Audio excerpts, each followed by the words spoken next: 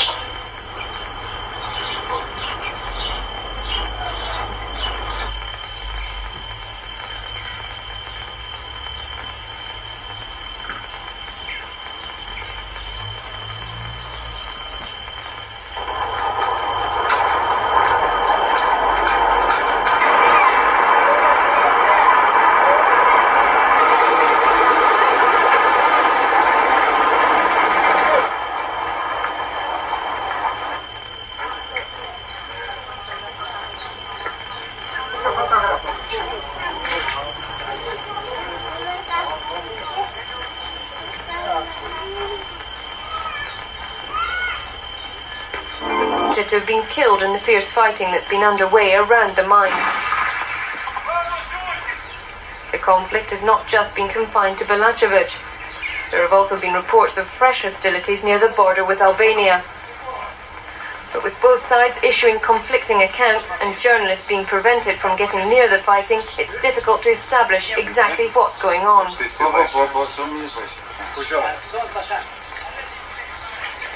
The latest flare-up in the conflict has forced hundreds of Kosovars out of their homes.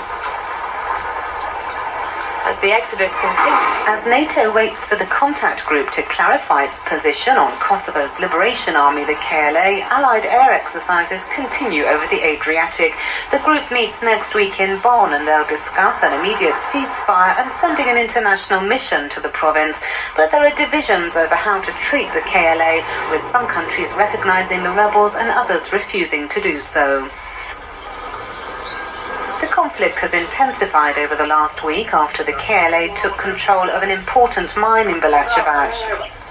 Serbian security forces now say they've retaken the site just outside the capital Pristina.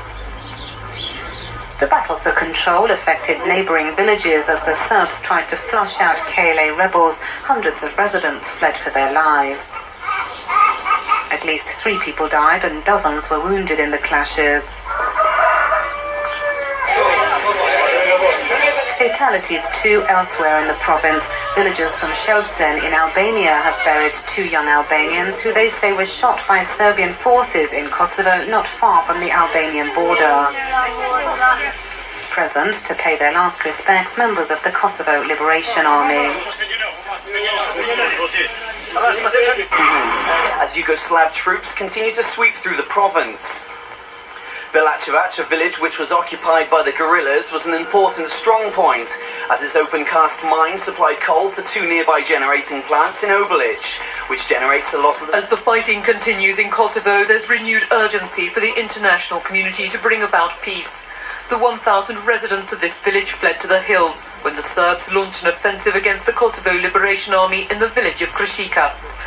Hopping between Belgrade and Pristina,